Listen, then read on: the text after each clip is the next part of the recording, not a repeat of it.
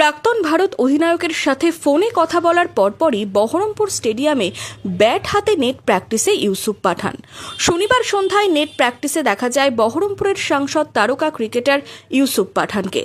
তার আগে এদিন বিকেলে যুব কল্যাণ দপ্তরের উদ্যোগে জেলা ক্রীড়া সংস্থার পরিচালনায় খেলা হবে দিবসের অনুষ্ঠানে যোগ দেন বহরমপুরের সাংসদ। এদিন বহরমপুর স্টেডিয়ামে বসেই প্রাক্তন ভারত অধিনায়ক সৌরভ গাঙ্গুলির সাথে ফোনে কথা বলেন ইউসুফ পাঠান। কিভাবে মুর্শিদাবাদ জেলায় ক্রিকেট সহ অন্যান্য ক্রীড়া ক্ষেত্রে উন্নতি করা যায় তা নিয়ে কথা বলেন।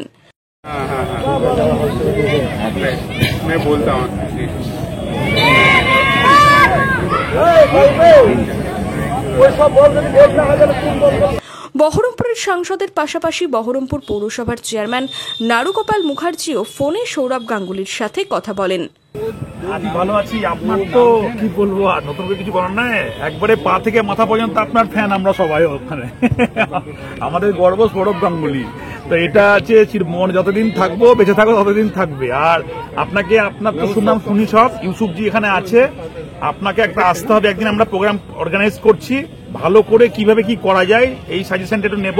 তার জন্য মিউনিসিপ্যালিটি ইউসুফজি আছেন এবং আমাদের বাদবাকি যে লোকাল অ্যাডমিনিস্ট্রেশন আছেন সমস্ত রকমভাবে ফান্ড ইনভেস্ট করবে। একটু আপনি একটা সময় দিলে পরে, আপনি একটা গাইড করে দিলে পরে আপনাকে থাকতে হবে, সেটা আমরা করব। এদিন খেলা হবে দিবসের অনুষ্ঠানে পুরস্কার বিতরণী অনুষ্ঠান শেষে নিজেই ব্যাট হাতে নেট প্র্যাকটিসে নেমে পড়েন ইউসুফ পাঠান।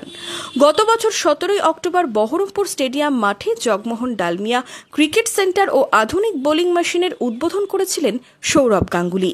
এবার বহরমপুরের সাংসদ তারকা ক্রিকেটার ইউসুফ পাঠান ও চেয়ারম্যানের সাথে সৌরভ গাঙ্গুলির ফোনের কথোপকথন জেলার ক্রিকেটের উন্নতি নিয়ে আশায় বুক বাঁধছেন জেলার ক্রীড়া মহল।